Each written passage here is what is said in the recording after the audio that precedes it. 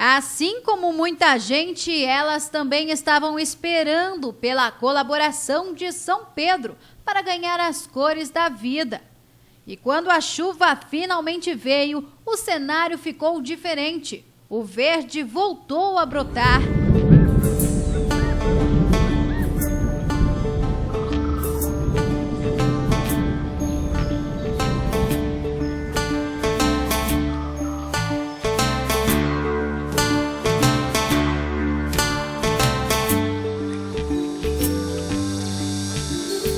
Mas para quem cultiva um jardim em ambiente externo, alguns cuidados se tornam fundamentais para evitar que as plantas sofram com a água em excesso.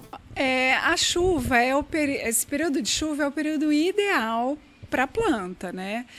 Não importa que está chovendo demais e depois abre um solão e a planta vai no sol. Não tem. Se ela tiver plantada, se ela tiver assim no lugar certo dela, ela não vai sentir o sol forte se for uma planta de sol. O que muita gente às vezes observa é que depois de uma semana de chuva, se o canteiro não tiver uma boa drenagem ou a planta tiver num vaso que também não tiver uma drenagem boa, tiver ficando água parada, essa planta vai sentir. Às vezes ela está murcha, mas não é porque está faltando água, é porque tem excesso. Ela mela e às vezes também a planta fica mais suscetível à doença. Bom, todo mundo, não tem jeito, gosta desta plantinha aqui, um gosto que é universal, a roseira. Esta espécie ela floresce o ano inteiro. Não sei se você em casa tem uma muda, sabe como que é isso. Essa aqui produz cachos de rosas, né? Existem aquelas que dá uma rosa só. Mas a grande dúvida de muita gente é como cuidar da roseira. Ela é bem delicada, embora não pareça.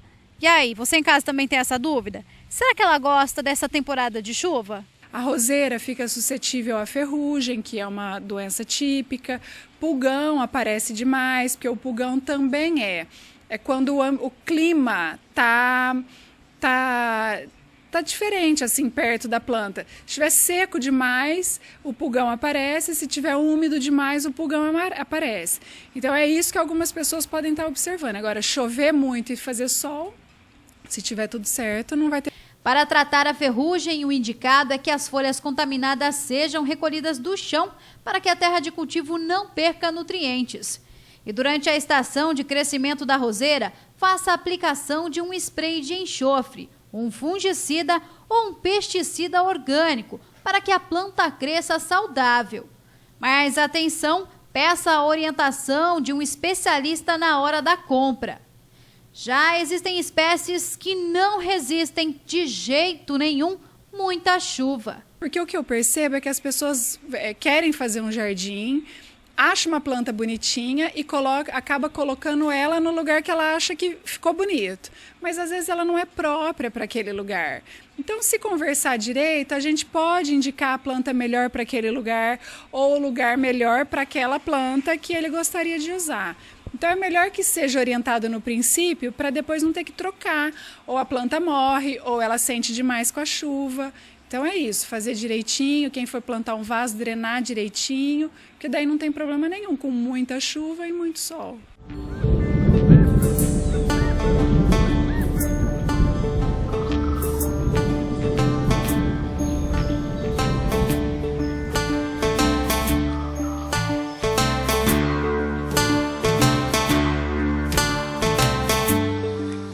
Por falar em cuidados, o assunto agora é a poda.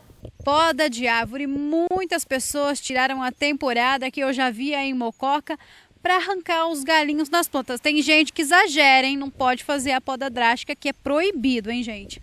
Mas e aí, será que com esse clima também é indicado você ir cortar os galinhos da planta? Vamos descobrir? Segundo a paisagista, não tem problema cortar aqueles galhos que sobressaem. Mas olha que é só o excesso. Sim, desde que não seja drástica, que a planta estiver precisando. Não é porque eu falei que vai podar que tem que sair podando. Se estiver na hora, se viu, quer diminuir um pouco a planta, pode podar, não tem problema nenhum. Poda, depois faz uma adubação. O período é ideal, é melhor do que no frio e na seca. Quando alguém planeja construir um jardim em casa, existe uma espécie que, embora não floresça, é sempre bem-vinda e dá aquele toque especial até mesmo nas praças. Estamos falando do gramado, que nesta época está mais verde do que nunca. Não faz nem uma semana que você em casa cortou a grama e olha só o tamanho que ela já está. Será que o clima tem alguma coisa a ver com essa mudança? E aí, Rojane?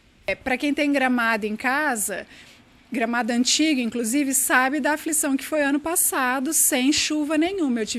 Teve cliente aqui na loja que perdeu o gramado todo. Porque a água da chuva, a gente costuma dizer que é diferente da água da borracha. Mas é porque o clima fica úmido quando chove. Então, a umidade está no ar. A planta, além de pegar pela raiz, ela pega pelas folhas também. Então, a chuva ajuda nesse ponto. Eu acho que é só benefício estar chovendo assim.